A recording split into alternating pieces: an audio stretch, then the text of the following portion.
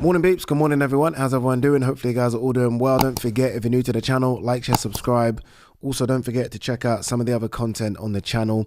The Presenter episode 2 is up. I sat down with the great Adam Cattrall to talk about his journey into broadcasting.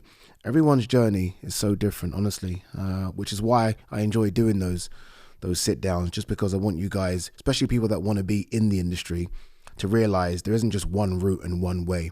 So yeah, that is up. Ade Gman is also up. We did film the Q&A that day. I know I asked you guys for your questions. We did film it. I will put that up tomorrow being Saturday. So yeah, go and check it out. All right, let's have a look and see what there is to talk about today.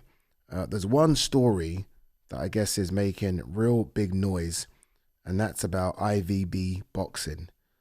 Never heard of them up until a few days ago. The guy behind IVB is a guy called Ed Pereira, who actually was one of the organizers of the Times Square event. Didn't go down too well, that event. But yeah, he's the, I guess, the face, the voice of it. I don't know if he's the money behind it. I'm not quite sure. But he wants to shatter the boxing attendance record. That stands at over 130,000 people. I think that was in the 1930s or 40s. He wants to break that record. Now, look, they are making some noise, a lot of noise. When you think of sort of TKO boxing and what Dana White's trying to do and how that's just gone flat, right? I mean, the event will be at the Apex. The attendance of the Apex, by the way, is around 1,000 people. And one of the main events will be Charles Martin versus F.A. Jagba.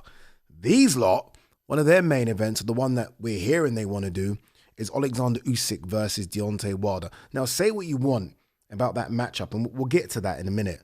That's making a splash. That's making noise. Saying you want to break the boxing attendance record is making noise. So for a new promotion, fair play to them. And also, if you are getting Oleksandr Usyk, I don't know what Deontay Wilder costs nowadays, but I know what Oleksandr Usyk costs, or at least that round about number that he has been paid in his last few fights. If you're getting Oleksandr Usyk, you've got a big backer, a very, very, very big backer. I've just gone on to their website. This is what they said.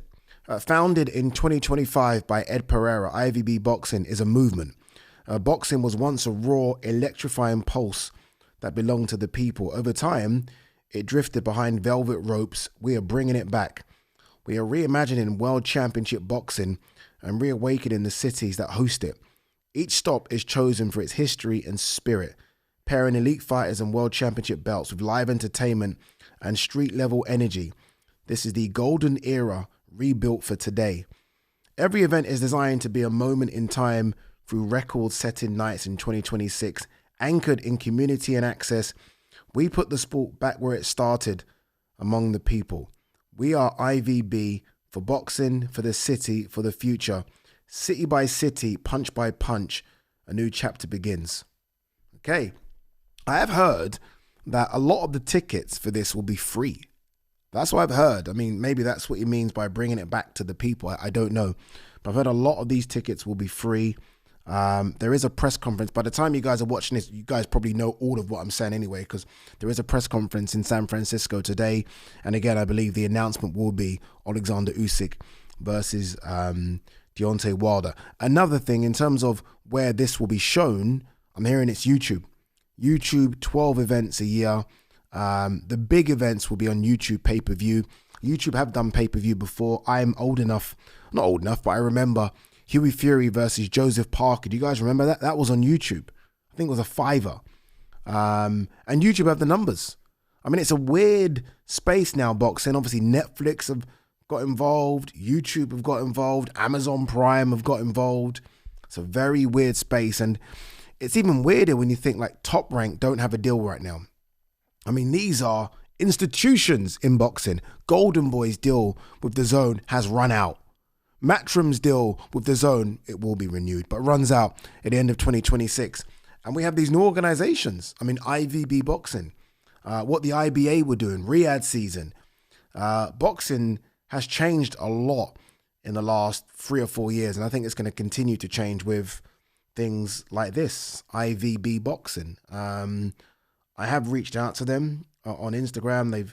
They have got back to me. Obviously, I can't do the events. I'm kind of just locked in with the zone. But events like this are exciting. You kind of want to be a part of it. It sounds like it's going to be a bit of a festival. Anyway, that's that. Let's talk about the matchup. I am very disappointed. I can't lie to you guys. I am disappointed. My love for Oleksandr Usyk runs deep.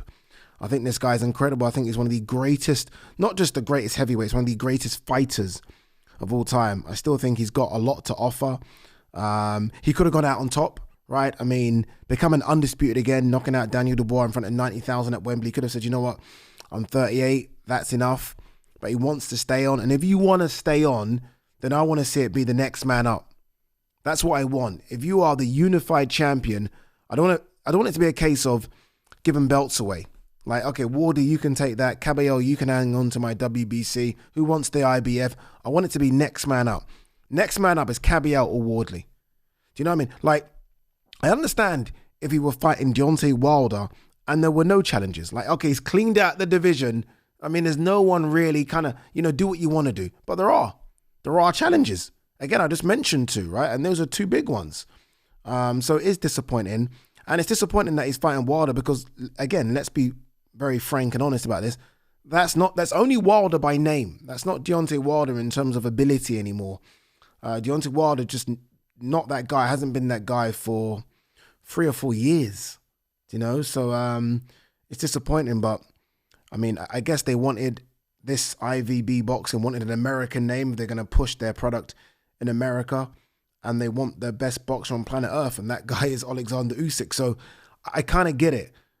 I always feel like the heavyweights always have a heavyweight on your card, and they've picked the best heavyweight, and they've got, I guess, the most known heavyweight boxer to challenge him. It isn't Jared Anderson. It certainly isn't Jarrell Miller. It is Deontay Wilder still. So I kind of get it. It'll be interesting to see what they do in terms of attracting other boxers. Because again, and sorry to repeat myself, but if they're getting Usyk, they have money.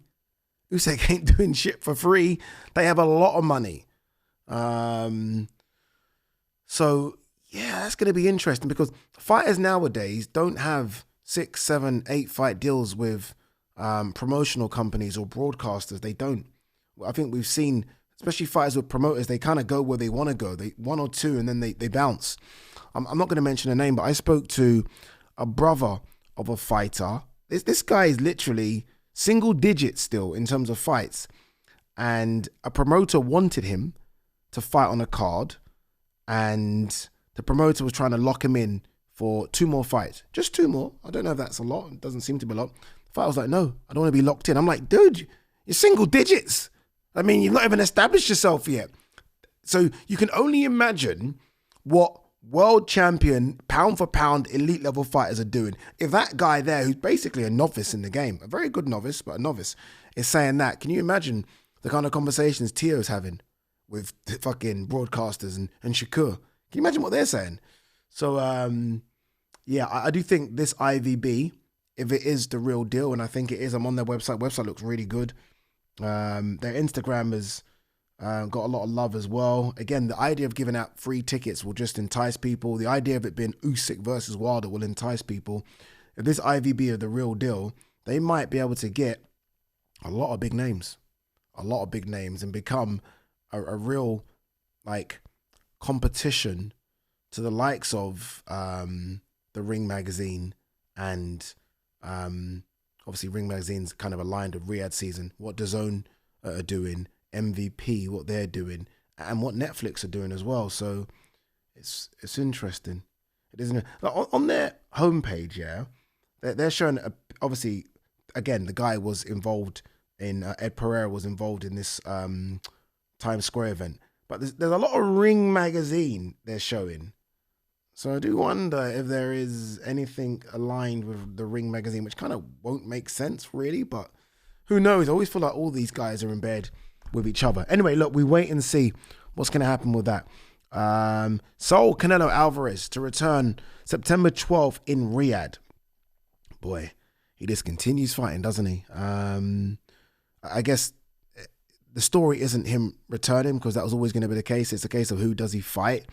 And I think it just makes sense if he fights the winner of Hamza Shiraz versus Mbili or Hamza Shiraz versus Pacheco. Either way, I think Hamza Shiraz is the winner. I think Hamza Shiraz will fight Canelo in September. That's my thoughts. And I think Hamza Shiraz beats both of those guys. I think he can stop both of those guys. And I think he will then put himself in position to fight Canelo, and it will obviously be a world title fight. And Hamza Shiraz is, we know, a favourite for Turkey and Riyadh season. And yeah, I think that will be the most obvious fight. So we'll see what happens with that. Anything else to talk about? I do want to talk about, I might do a separate video on it because I think there's a longer discussion about Fabio Wardley versus Derek Chisora. I feel like that's going to happen. But my conversation's more going to be around sort of the fact that, again, a bit like Oleksandr Usyk Wilder, there seems to be like loads of heavyweights that we want to see fight each other that aren't fighting each other, and we're almost getting like quarterfinals and semifinals again. And I find it quite baffling and annoying, but we'll talk about that a bit later. All right, guys, girls, peace and love.